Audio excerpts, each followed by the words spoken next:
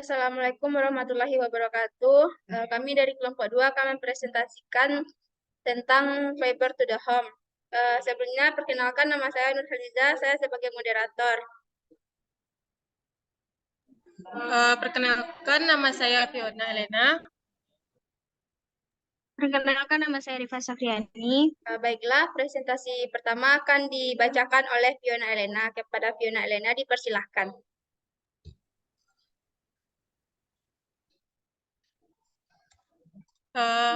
Yang pertama, pengertian FTTH. FTTH atau yang biasa disingkat dengan Fiber to the Home merupakan suatu jaringan akses yang menghubungkan antara penyedia layanan dengan peralatan yang ada di pelanggan atau customer premises equipment dengan memanfaatkan media transmisi jaringan fiber optik. Apa saja layanan yang didistribusikan melalui FTTH? Biasanya layanan tersebut adalah koneksi internet, telepon, dan IPTV. FTTH adalah satu dari berbagai alternatif jaringan FTTX. Istilah yang lainnya adalah fiber to the building, fiber to the curb, fiber to the tower, atau fiber to the zone. Definisi lain dari fiber to the home adalah sebuah jaringan akses, yakni jaringan yang menghubungkan jaringan core dengan pelanggan. FTTH merupakan penerapan pasif optical network yang menyampaikan sinyal melalui secara optik dengan titik terminasi di rumah pelanggan. Jaringan FTTH berakhir di rumah pada perangkat optical network terminal.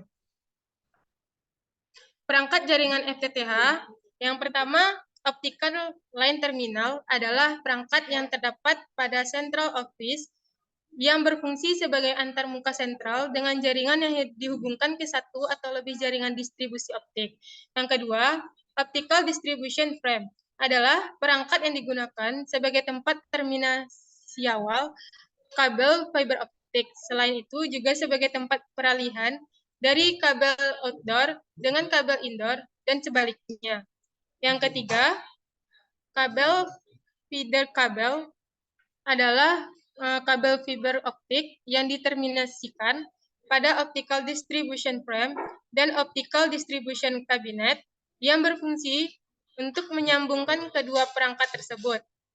Yang keempat, optical distribution cabinet, ODC merupakan suatu perangkat yang diinstalasi di luar sentral, di lapangan atau outdoor, maupun di dalam ruangan atau indoor.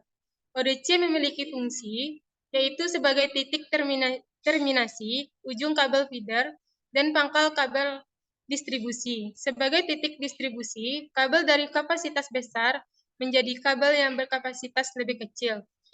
Kemudian, sebagai tempat pembagi informasi sinyal optik dan sebagai tempat penyambungan. Selanjutnya, perangkat yang kelima, kabel distribusi sama halnya seperti kabel feeder. Kabel distribusi mempunyai fungsi untuk meneruskan informasi sinyal optik, mulai dari optical distribution cabinet sampai optical distribution point. Yang keenam, optical distribution point atau ODP adalah perangkat terminasi akhir dari kabel distribusi dan terminasi awal dari penggunaan kabel drop. Yang ketujuh, optical network termination merupakan perangkat yang berada di sisi pelanggan yang menyediakan interface baik data, video, maupun voice. Fungsi utama dari perangkat ONT ini adalah untuk menerima trafik dalam format optik dan mengkonversikannya menjadi bentuk yang diinginkan seperti data, video, maupun voice. Selanjutnya, cara kerja FTTH.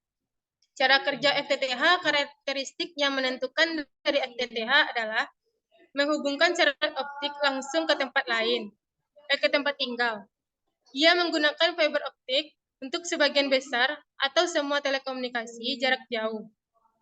Secara optik mentransmisikan data menggunakan sinyal cahaya untuk mencapai kinerja yang lebih tinggi. Jaringan akses FTTH pada dasarnya terstruktur seperti ini. Kabel secara optik dijalankan dari kantor pusat melalui hubungan distribusi serat, kemudian melalui titik akses jaringan. lalu akhirnya masuk ke rumah melalui terminal yang berfungsi sebagai persimpangan kotak. Ini konfigurasi umum FTTH berbasis PON ditunjukkan oleh gambar tersebut. Selanjutnya, konfigurasi umum FTTH berbasis PON. Yang pertama, OLT adalah ujung fiber optik pada bagian CO yang menghubungkan jaringan ke backbone Metro Ethernet atau ke jaringan yang lain. Yang kedua, ONU atau ONT adalah ujung fiber optik pada sisi pelanggan, di mana terdapat titik konversi optik. Yang ketiga, daerah akses fiber atau bagian ODN, yang dibagi menjadi 4 segmen berdasarkan jenis kabel fiber optik yang digunakan, yaitu segmen pertama, kabel feeder menghubungkan optical distribution frame dan optical distribution cabinet. Yang segmen kedua, kabel distribusi dan optical distribution point. ODC dan ODP merupakan lokasi sambungan dan splitter. Yang segmen ketiga, kabel drop dan optical terminal premises. Yang segmen keempat, kabel indoor yang diletakkan dalam rumah dan optical indoor outlet.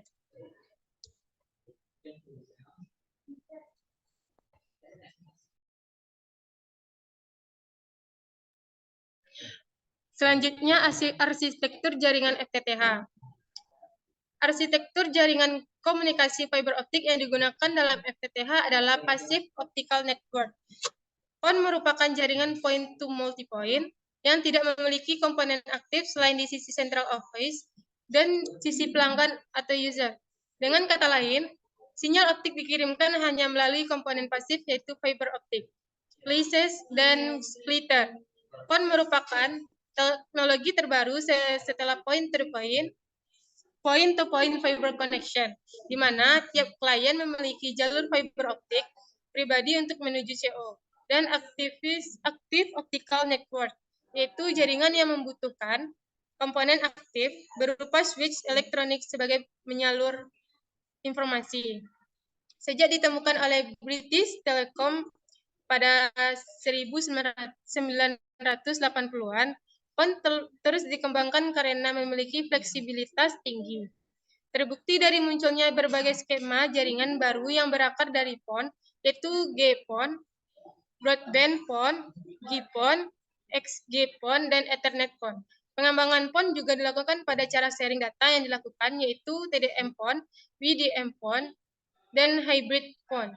Topologi dari PON juga dapat divariasikan seperti jaringan pada umumnya menggunakan topologi tree, bus, dan atau ring.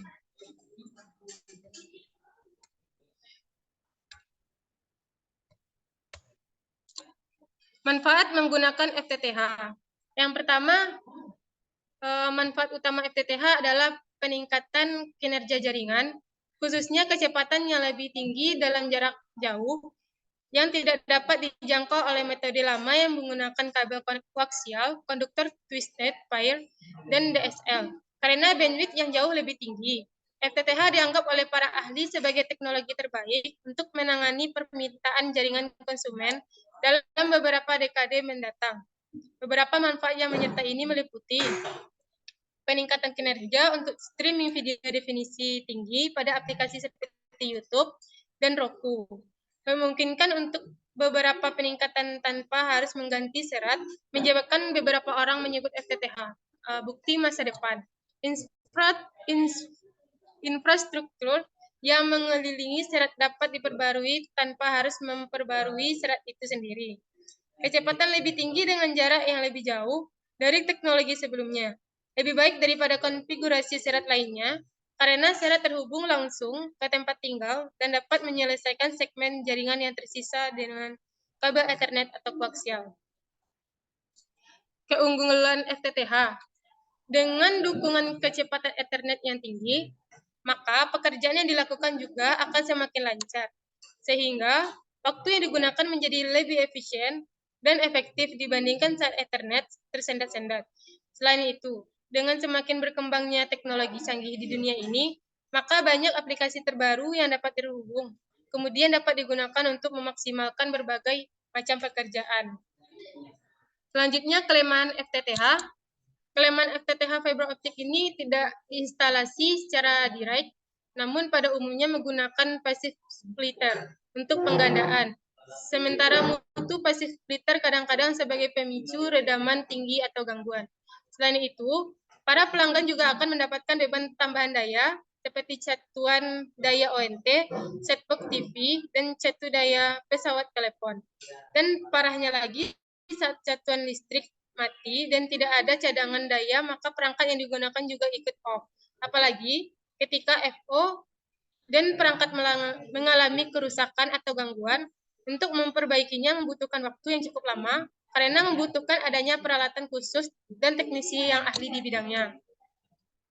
Selanjutnya akan dilanjutkan dengan Rifa Safriani. Baik, selanjutnya pengertian fiber optik. Kabel fiber optik adalah jenis kabel yang berfungsi mengubah sinyal listrik menjadi cahaya dan mengalirkannya dari satu titik ke yang lain. Bahan utama dari jenis optik ini adalah dari serat kaca dan plastik yang sangat halus, bahkan lebih halus dari sehelai rambut manusia. Beda halnya dari kabel lain yang memakai bahan dari tembaga. Selanjutnya, fungsi fiber optik. Pada dasarnya, fungsi dari kabel fiber optik sama seperti dengan kabel lainnya, yakni menghubungkan antar komputer atau pengguna satu sama lain dan lingkup jaringan tertentu. Yang menjadi pembeda adalah kecepatan akses yang tinggi serta kemampuan transfer data yang lebih cepat. Untuk kecepatan pengiriman data bisa sampai kisaran gigabit per detiknya. Selain itu, karena tidak membawa listrik, kabel jenis ini juga tidak terpengaruhi gangguan elektromagnetik sehingga stabil dalam penggunaannya. Kelebihan dan kekurangan fiber optik. Kelebihannya, yang pertama, jenis kabel fiber optik ini memiliki kemampuan mengantarkan data dengan kapasitas besar jarak transmisi yang sangat jauh dan dengan kapasitas gigabyte per detik. Yang kedua, bentuk fisik dari kabel ini lebih kecil jika dibandingkan dengan lain karena bahannya dari serat kaca dan plastik. Hal ini memungkinkan tersedia ruang yang cukup besar. Yang ketiga, fiber optik ini bebas dari gangguan sinyal elektromagnetik, sinyal radio, serta mempunyai ketahanan yang cukup kuat.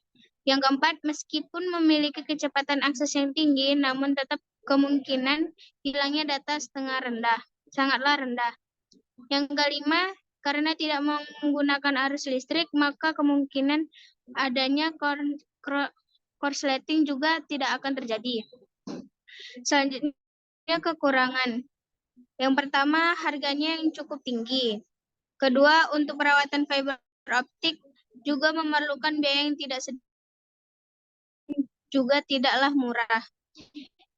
Yang ketiga, perhatikan juga penempatan kabel fiber optik biasanya dipasang pada jalur yang berbelok atau yang memiliki sudut melengkung agar proses berjalannya gelombang bisa lebih lancar atau tidak terhambat. Cara kerja fiber optik. Kabel serat optik tidak mengalirkan listrik namun cahaya. Listrik yang diperoleh dikonversi menjadi sinyal cahaya dan dialirkan antar komputer yang terhubung dalam suatu jaringan skala besar. Hal ini menjadikan kabel fiber optik sangat cocok digunakan pada wilayah dengan banyak gangguan elektromagnetik. Bahan baku yang terbuat dari serat kaca murni mampu membawa cahaya untuk mentransmisikan data secara terus-menerus, tanpa menghiraukan panjangnya kabel yang digunakan.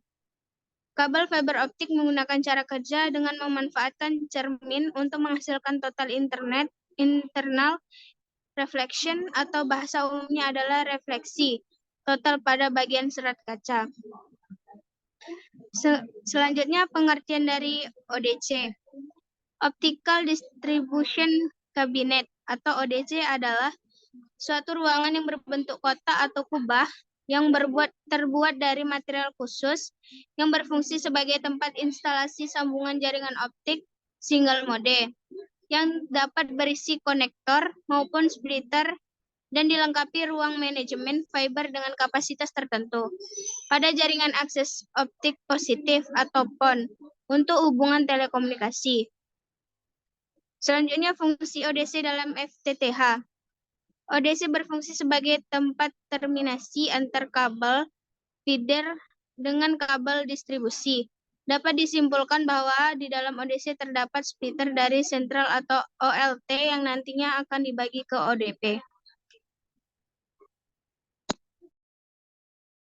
Baiklah, sekian presentasi dari kelompok kami. Kalau ada salah dan kurang, kami mohon maaf. Saya sudah dengan Assalamualaikum warahmatullahi wabarakatuh. Waalaikumsalam.